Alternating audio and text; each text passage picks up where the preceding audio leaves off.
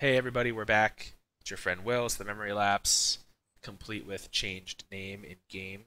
And Zeilend is still with us, going into round 3 with Frenzy Angels. That was a close one last game, Zeilend. I agree. Nail biting. Nail biting. I don't know that Experimental Frenzy would have been good in that matchup. I guess what's the dream scenario? It's really only good against the really slow, like mid-range and control decks, right? Like the dream is you top deck it when you have 8 mana, no cards in hand, Mm-hmm. and then you just start going nuts. All right. Well, look at this. We got the curve here. We have the 2 into 3 into 4. Our opponent mulliganed. I think we won. I'm going to make that call right now. Majin Zero. It's a Dragon Ball Z reference. I'm glad you know that. Yeah. Okay, so it looks like the tempo deck potentially. Yeah. You know, you're not supposed to own me on my own channel here, Zealand. Apologies. All right, so Oh, they got the busted draw. I love this deck so much. I know you love the cost of this deck.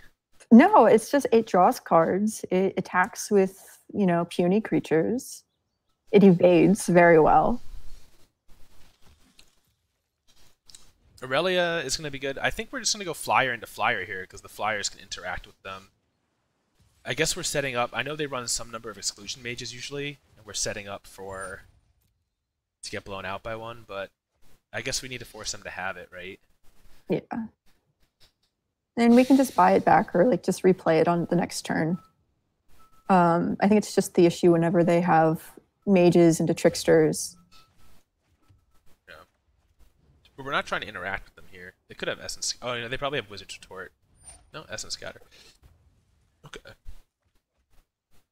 So they play Wizard's Retort, Essence Scatter, and I think Spell Pierce for the most part. Mm-hmm. They're likely not tapping out for the rest of the game.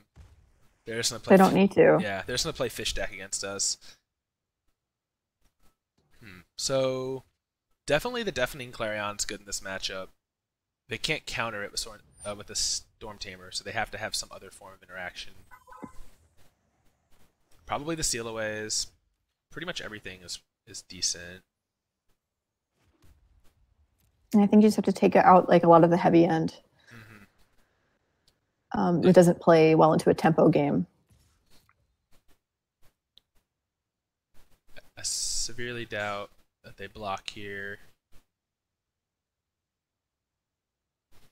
They almost seem to think about it. Alright, so if they have Essence Scatter number 2, I mean, did you already play your land for the turn? I did. Okay. You think? I mean, I think this is the play. You have to go for it, right? They have to have the second Essence Scatter. Looks like they have it. Or Merfolk Trickster, or okay. They had it. Or I guess they could have had Wizard's Retort because this is a wizard. They could have had anything. Yeah. All right, so I guess we're on drawing more of our flyers. Luckily, we play a lot of them. If one of them resolves, I think we'll have a fine time controlling the board because they're. Although this is just like they had it. They had the combo, the Curious Obsession combo.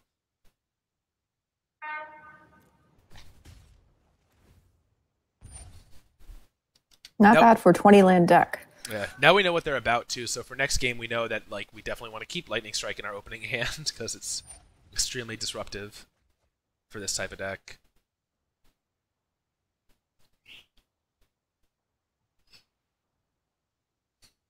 If they have like the Djinn here, we're in a lot of trouble. Yeah, I think we're taking out the frenzies and some of the high-end stuff and just putting in all the removal and trying to play a more controlling game. Yeah. Oh wow. Post combat. Interesting. I guess I guess they drew it. I'm assuming it was the card they drew off this one, right? Yeah, of course. But I'm just surprised that they didn't do it on their turn. And we'd actually be doing a good job racing them if we had gone for the history on turn 3, which they couldn't have Essence Scattered. It was either we're going to play into an Essence Scatter or like a Spell Pierce. Yeah. I don't think they play like the full 4 Pierce though. Probably not. But just by percentages, the history is more likely to resolve generally. Mm-hmm. There's the Pierce. They did have it. I'm sure they've had it the whole game. Yeah, they just had it all this game. Yeah, you needed to play that first. That's I know. I was thinking about that, but I've seen people playing this deck and they only play like one Spell Pierce. Like they don't play, like they hardly play it. But of course our opponent has it. Yeah, but that was a complete sequencing mistake. I was kind of hoping that they had another Essence Scatter there too. That by playing this first, they would like not pull the trigger on it. Yeah, but like you have to play to the odds. They've already played 2 Essence Scatters. Like, what are the chances they do the third one in the first? You know, they actually have drawn a ton of cards.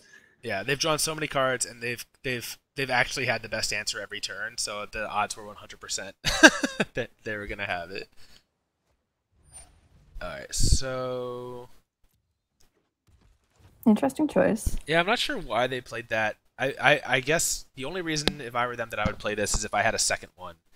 And because if I rip like Lyra here, and they don't have a counter in these 4 cards, all right, so we're basically dead. I'm just gonna scoop it here because they're gonna draw 3 more.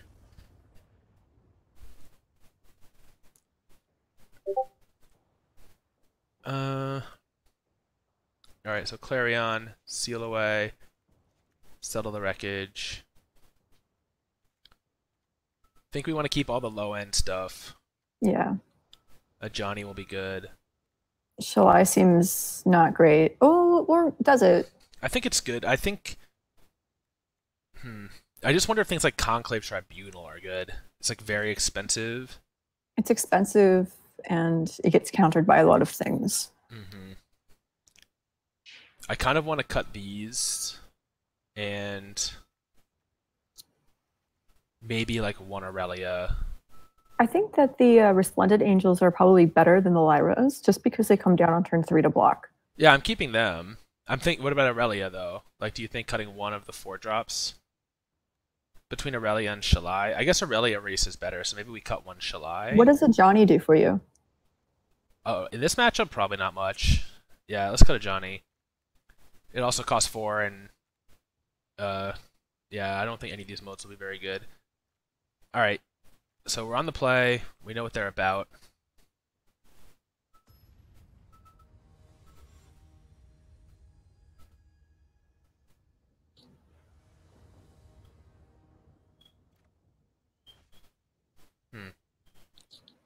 You think we keep Seal Away, History, Lyra?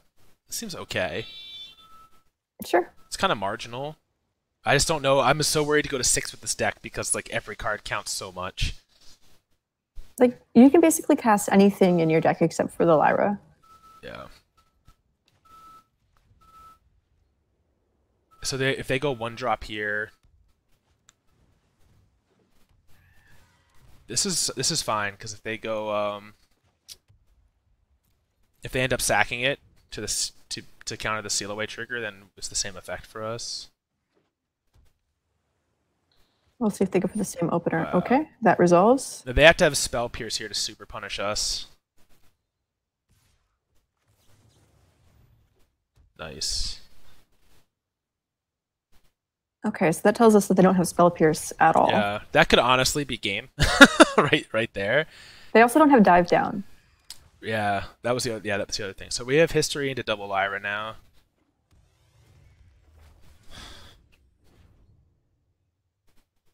So what are my questions? And I had this in the closed beta, and maybe somebody in the comments can, provide more insight. Uh-oh. But I'm wondering about the status of hand tracking in this game.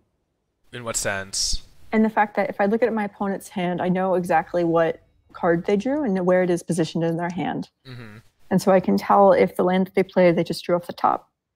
Or because that is a really good source of information if it's anything like in Hearthstone. You can shuffle your hand. I don't know if this shows to the opponent that I'm shuffling right now.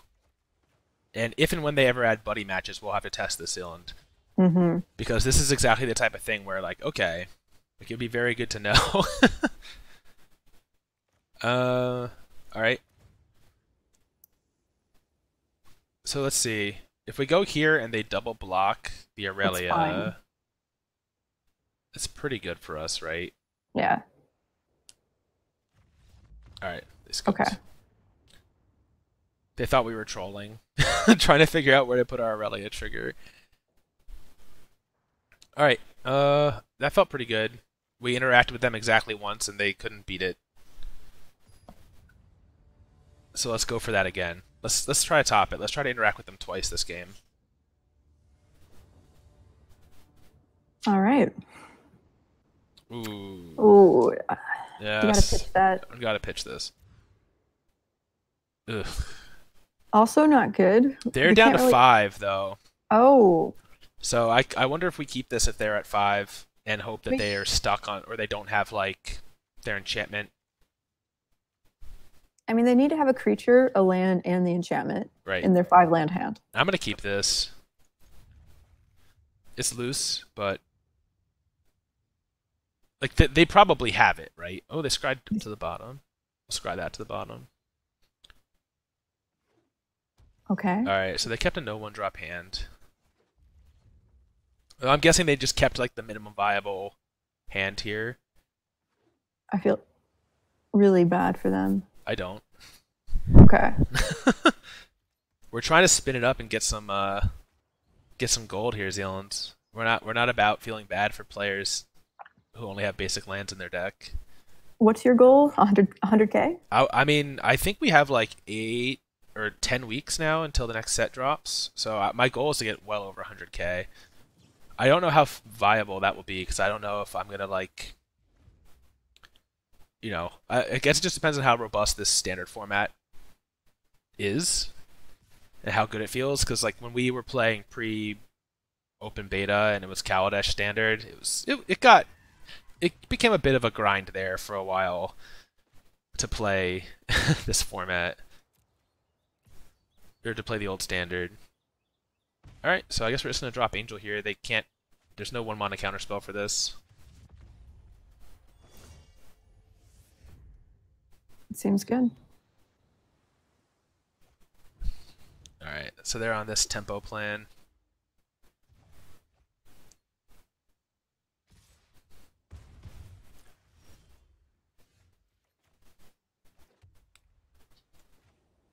We're the control deck here, so I think I'm going to actually hold back the Knight of Grace since it blocks so well. Just the more cards we draw, I think the further ahead we're going to get. Yeah. The Siren just really blanks the Settle. It sure does.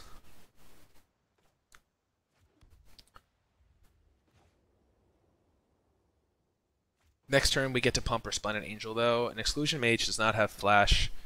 If we start hitting them for 5 and making tokens, I don't know, they're gonna have a hard time winning. I have seen some lists that run the bounce. Oh, the Surveil bounce spell? Yeah. It's been a couple of the 5-0 lists, but again, those are probably less refined. Do you think I push 2 here and leave the other first striker back? I don't. You're punished by dive down. That's true. I'm going to assume they don't have the bounce, that this is the only form of bounce they have. That might be an unsafe assumption to make, but... Alright. Do we go for this? Like, I feel like it's pretty backbreaking if we do. Alright, go for it. And if they bounce it, what? They just get 1 point of damage in on the swing back, so...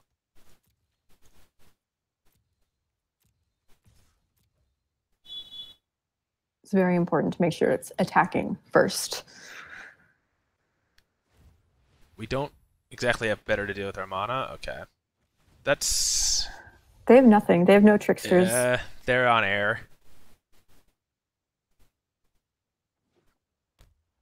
I think they probably have all, like, spell pierces and unsavory stuff like that.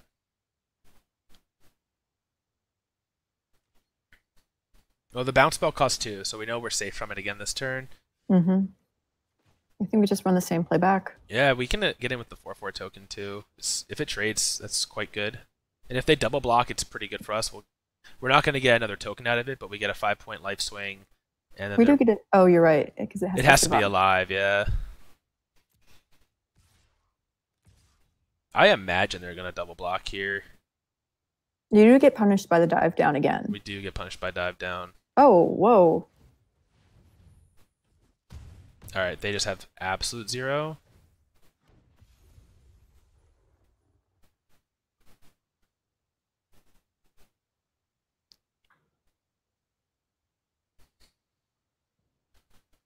Well, I was very impressed with them game 1. Yeah, you were impressed at like the 20 cards they drew. Yeah, I love drawing cards. drawing cards is great. I was impressed by that as well. All right, they're gonna be forced to chump block these 4/4s now. All right, GG. Wow. That was close. Look at that. We get so little rating. I want them to fix this system. I should be a Black Lotus ranked player. Should you? Yeah, for sure. My comments are full of people telling me that I play medium, so yes, I should be a Black Lotus ranked player. Alright, so 1,500 gold and at least 2 random ICRs. We're well on our way to profiting. Well, we are profiting, but we're well on our way to getting to the 2,100 gold, which is our goal, of course. But that's it for this one. So Zeilend, you've seen some games of this deck now. It's okay. It's only okay. So if you were like going to a, not that you would ever do this, but if you were going to a PTQ tomorrow, would you like roll in with this deck? Absolutely not. Absolutely not. Between this and the mono blue deck, which would you be more likely to play? Mono blue every single time. All right. Well, that's Zeilend's opinion. I would, you know me, I would play some green deck with export creatures in it for sure. But all right, that's it for this one. Zeilend, thanks for hanging out. Always. Cool. Later, everybody.